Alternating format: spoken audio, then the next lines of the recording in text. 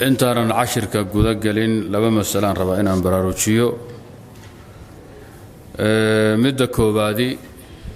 waa mas'aladii xalay aan ka hadlay qiso ku lug leh xalay waxaynu tilmaannay waajib inagu tahay dadka aan muslimka ahayn gaalada ah ee dariska nala ah noo shaqeeya xaafadaha jooga dukaamada jooga ama qaab kale loo gaari karo loola xiriiri karo dhanba in diinka islaamka loo bandhigo waqti lagu bixiyo dacwada ayada la guto fariinta nabiga la qaada calayhi salaatu wasalaam waajibkana loo qumo dhibaatada ay leedahay ruux gaala oo ku yidhi inaan islaamaan rabaa ee tawxiidka ii qabana khatarta ay leedahay ood u qaban weydayna waan soo sheegnay gaal baa kuu yimid ama diinkii baad ugu yeedhay tawxiidkii ii qabo ku yidhi qaabkii loo soo geli lahaa islaamka ii sheeg buu ku yidhi waad fududaysatay caaqibada xun ay leedahay ee diineed iyo xukunka sharciga ah waynu tilmaannay xalay in culamaa'ul xanafiya ay yidhaahdeen haddaad tidhaahdo ii yarkaadii aan qadeeye xilli kale ii soo noqo wax yar isug inaad ku gaaloobaysay mareen culammada xanafiyada ah waa madhab ka mida madaahibta afarta ah jumhuur ahlicilmina waa ku waafaqsan yihiin jumhuur ahlicilm afarta madhabooda kale iyo a'immada kaleba way ku waafaqsan yihiin badankood khilaaf yaroo bacdu almutaakhiruuna macaan lahayn baa jira marka masale sidaa u culus weeye masaladii marka qaabka xalay unaga hadlay qiso ku lugle ayaa nin ka mida jamaacada masjidka cashirkana dhagaysta oo haddaba fadhiya yaa markaan cishaha ka baxanay ii yimid qisadaa ku lug leh masaladaa ku lugluu ii sheego xanuun badan soo xaqiiji baan idhi bal xog intaa ka badan keen saaka fajarkii baan meel ku wada tukannay cidda ay qabsatay lambarkeedii ruuxii lagala xidhiiri lahaa goobtii wuxuu faahfaahsan buu keenay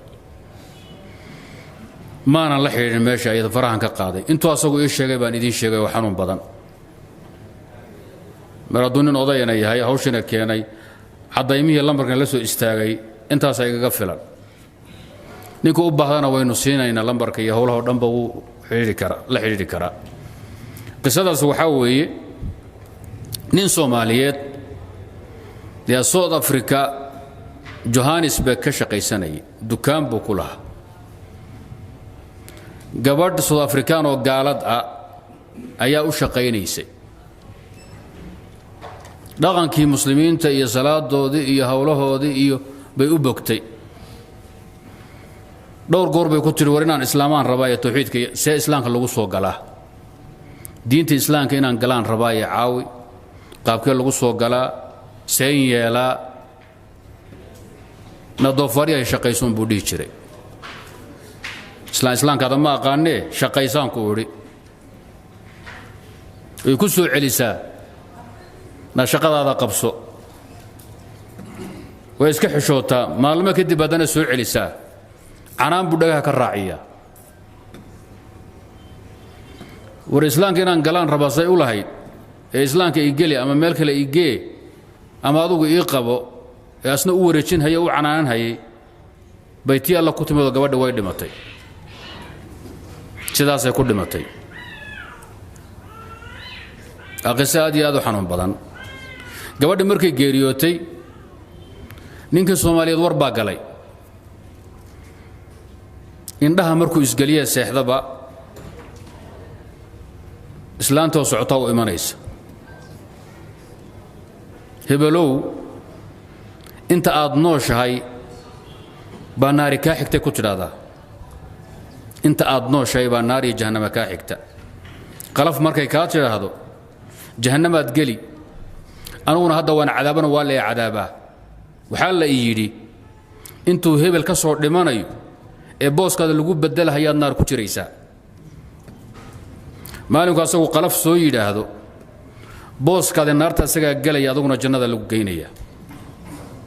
saasay habeen walba oola timaadaa indhaha markuu isgalayba riyay ugu iman intaasay ku dhihi hurtuu ka saahiday dhowr bilood markuu seexan waayey oo indhihiisu taagan yihiin oo xanuunkiisi xad dhaaf noqday oo wadaada loogu yeedhay oo quraan lagala samray oo geed walba la mariyo laga samray hadda waxa loo qaaday Soomaaliya Muqdisho jooga asagoo xanuunsan oo waali ahaan ah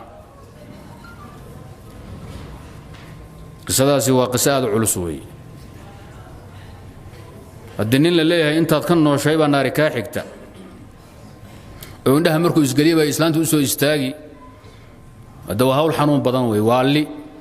sogon dhimanina nooleyn buu hadda ahalkiisu hayaan maxaa tiri sheekh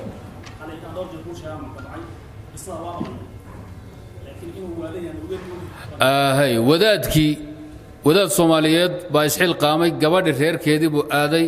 diinka ugu yeeraa waqti badan buu ku bixi reer la yaqaan way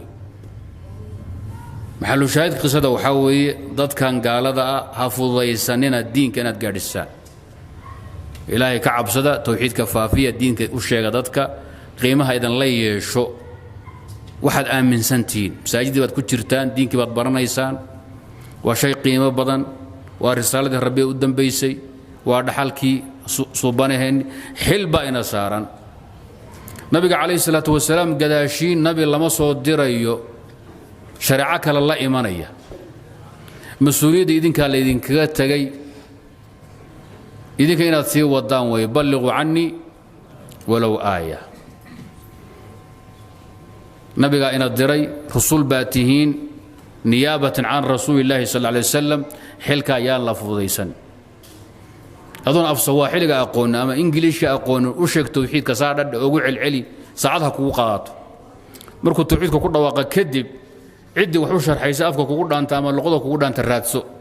laakiin san dhicin ruux gaala oo ku yiri tawxiidka la yaqabto ama islaamka san ku soo gala